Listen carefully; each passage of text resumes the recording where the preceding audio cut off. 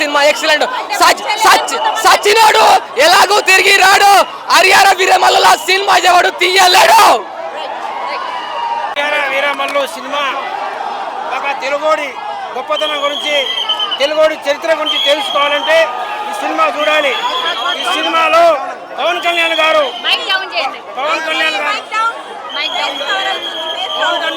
చాలా బాగా నటించారు.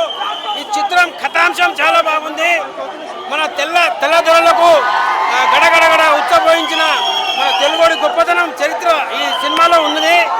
ఈ సినిమా కథాంశం చాలా బాగుంది. మన క్రిష్ గారు ఈ చిత్రానికి కథ అందించారు. దర్శకులు కూడా చాలా అద్భుతంగా, ఒక రాజమౌళి బాహుబలి సినిమా, ఒక త్రిబుల్ ఆర్ సినిమా చూస్తే ఎంత ఎంజాయ్గా ఉంటామో అంత ఫీలింగ్ ఉంది సినిమాలో. చాలా బాగా ఉంది. దర్శకత్వం బాగుంది. సినిమాలో పవన్ కళ్యాణ్ గారు చాలా బాగా నటించారు. ఇంతకుముందు పవన్ కళ్యాణ్కి చూస్తే వేరే లెవెల్లో ఉండేది, కానీ ఈ సినిమాలో చూస్తే చాలా వేరే లెవెల్లో ఉంది అనమాట. కథను బాగా ఎంచుకున్నారు. కథాంశం బాగుంది. ఫైట్లు చేసే సన్నివేశాలు కావచ్చు, ఇంకా మన తెల్లదొరలతో పోరాడే సన్నివేశాలు కావచ్చు, చాలా అద్భుతంగా ఉన్నాయి. సినిమా ఒకసారి అందరూ చూడండి. నాకు మాత్రం బాగా నచ్చింది. పవన్ కళ్యాణ్ ఒక లెవెల్లో నటించారు ఇందులో. నాకు మాత్రం ఒక చరిత్ర నిలిచిపోతుంది సినిమా. చాలా మంది సినిమాకు నెగిటివ్ రివ్యూ ఇస్తున్నారు. ఫస్ట్ హాఫ్ బాగలేదు, సెకండ్ హాఫ్ బాగలేదు అని చెప్తున్నారు కదా, వాళ్ళకి ఏం చెప్తారు మీరు? అమ్మా, ఫస్ట్ హాఫ్ సెకండ్ హాఫ్ కాదు. మొదగా నేను చెప్పేది ఏంటంటే సినిమా చరిత్ర గురించి తెలుసుకోవాలి. మన తెలుగోడి చరిత్ర అంటే ఏంది, అసలు హరిహర వీరమల్లు ఎవరు, హరిహర వీరమల్లు ఎందుకు వచ్చి యుద్ధం చేసిండు, తెల్లదొరలతో ఎందుకు ఫైట్ చేసిండు అనే చరిత్ర మనకు తెలియదు కదా. సినిమా చూస్తే ఆ చరిత్ర ఏందో తెలుస్తుంది అనమాట. అందుకని హరిహర వీరమల్లు కథను ఎంచుకున్నారు దర్శకులు. హరిహర వీరమల్లు మన తెలుగోడే తెల్లదొరలతో పోరాడిండు. మన తెలుగు ఢిల్లీ కోటలో పోయి కూడా పోరాడొచ్చిండు హరిహర వీరమల్లు. ఆ తెలుగు చరిత్ర గురించి తెలుసుకోవాలి అమ్మా, అందరు చూడాలి. ఇది అద్భుత మంచి కథాంశం ఉంది. ఇలా హరిహర వీరమల్లు పవన్ కళ్యాణ్ గారు నటించడం నిజంగా ఒక స్టార్ హీరో. సెకండ్ హాఫ్లో వచ్చే విఎఫ్ఎక్స్ వల్ల అది మరీ దరిద్రంగా అనిపించింది. ఇప్పుడు మనకి ఏదైతే ఆచార్యాలో ఒక చిన్న బిట్ ఉంటుంది, ఆయన ఫేస్ చేసేది, దానికి చాలా ట్రోల్ అయింది. అది చూసుకోవడం వీళ్ళు ఏం నేర్చుకోలేదు. అలాంటి ఒక 2 షాట్లు పెట్టడం వల్ల ఏంటంటే ఇంపార్టెంట్ సీన్స్లో రావడం వల్ల ఇంపార్టెంట్ సీన్స్ ఉన్న ఎఫెక్ట్ కూడా దీనివల్ల పోయింది. అది కొంచెం మంచిగా తీసుకుంటే బాగుంది అనిపించింది. And first half second half మనం కంపేర్ చేసుకుంటే ఈజీగా తెలిసిపోతుంది. ఫస్ట్ హాఫ్ డైరెక్ట్ చేసిన వాళ్ళు సెకండ్ హాఫ్ డైరెక్ట్ చేయాలని ఈజీగా తెలిసిపోతుంది.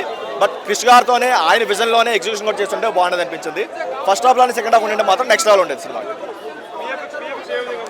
దరిద్రం అన్న అనుకున్నాం ఈ ఇయర్ కన్నప్ప ట్రోల్ మెటీరియల్ అయ్యిందని చెప్పి. బట్ వన్స్ మనకి ఇది ఓటీటీలో వస్తే మాత్రం ఆదిపురుష్ కంటే బిగ్గెస్ట్ ట్రోల్ మెటీరియల్ అయింది హరిహర వీరమల్లు విఎఫ్ఎక్స్ వైజ్గా.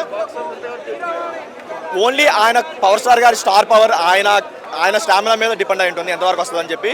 చూద్దాం, మేబీ వీకెండ్ వరకు అయితే బాగా ఆడేది ఆయన స్టార్డంతో. స్టోరీ లేదన్న, సెకండ్ హాఫ్ కంప్లీట్గా వదిలేస్తారు, గాలికి వదిలేస్తారు. మేబీ ఆయన ఇంప్రూవైజింగ్ చేస్తున్నాడేమో కానీ సెకండ్ హాఫ్ అసలు ఏం చేయలేదు కంప్లీట్గా. సినిమా బాగుందన్న, ప్రతి ఒక్కరు వెళ్ళి చూడదగిన సినిమా. పవన్ కళ్యాణ్ గారి ఫ్యాన్స్ కన్నా జనాలకు ఎక్కువ నచ్చుతుందంటే సినిమా ఏ రేంజ్లో ఊహించుకోండి. అంటే ఒక మంచి మీనింగ్ఫుల్ సినిమా తీశాడనమాట. ఏదో తీయాలంటే తీయకుండా బాగా హ్యాండిల్ చేశాడు. సినిమా చాలా బాగుంది. ఇది బ్రేక్ అయితే ఈ మూవీతో పవన్ కళ్యాణ్ 3 years తర్వాత ఒక మంచి బ్రేక్ దొరికింది. మంచి రికార్డులు కూడా వస్తాయి. మొత్తానికి డైరెక్షన్ చాలా బాగా హ్యాండిల్ చేశారు. కళ్యాణ్ గారు రియల్ లైఫ్లో ఉండే డైలాగ్స్ కూడా చాలా ఉన్నాయి సినిమాలో. సినిమా ఎక్కడ తగ్గకుండా ఒక మంచి రేంజ్ ఇచ్చారని చెప్పాలి. సినిమా మొత్తానికి ప్రతి ఒక్కరు చూడదగిన సినిమా, ప్రతి అమ్మాయి చూడదగిన సినిమా, చీడపురుగులు లాంటి అబ్బాయిలు చూడాల్సిన సినిమా. బేసిక్గా సినిమా చాలా బాగుంది. గో అండ్ వాచ్, అంతే ఏమని చెప్పాలి. అన్నయ్య నువ్వు చెప్పినట్టు నిన్ను మేము విడిచిపెట్టాం. ఎవరో భయపడి పారిపోయారేమో బెదిరింపులకి, మేము మాత్రం నీ వెనకాలే ఉంటాం.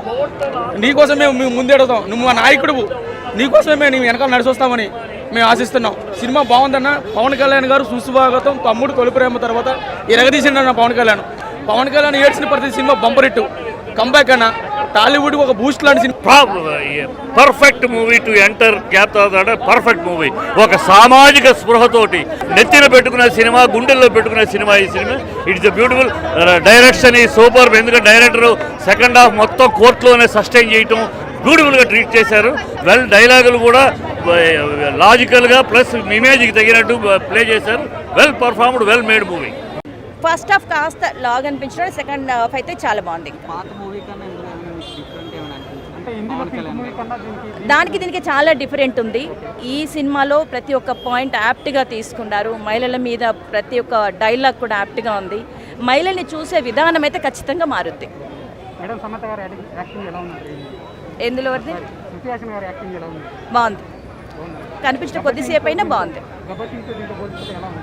బాగుంది, వాళ్ళ జంట అవేస్లు బాగుంటుంది. అందరు ప్రతి ఒక్కరి క్యారెక్టర్ బాగుంది. ప్రతి ఒక్క క్యారెక్టర్కి ఇంపార్టెన్స్ ఇచ్చారు. చాలా బాగుంది. సాంగ్ చాలా బాగుంది. ఇంకా మనం దీని గురించి ప్రతి ఒక్క పాయింట్ చెప్పలేదండి. ఎవ్రీ పాయింట్ చాలా బాగుంది. ప్రతి ఒక్కరు చూడాల్సిన మూవీ. సారీ, ప్రతి ఒక్క డైలాగ్ ఇష్టమైంది. గెలుపు పోరాటం గెలుపు కోసం కాదు, ధర్మం కోసం.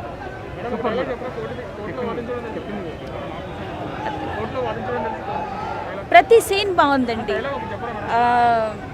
అంత లేదు, అన్ని పాయింట్లు బాగుంటాయి. అలా చూస్తే ఒక 3-4 సార్లు చూస్తే కానీ మనకు ఒక్కొక్క పాయింట్ మీద మనం చెప్పచ్చు. ఈ ఒక్క సినిమా నుండి ఇంకొక 10 సినిమాలు తీయచ్చు. ప్రతి ఒక్క పాయింట్ని తీసుకున్నారు. Telangana issue, AP issue, political issues, అలాగే ఇప్పుడున్న సొసైటీ ఇష్యూస్ అన్నీ తీసుకున్నారు. బాగుంది.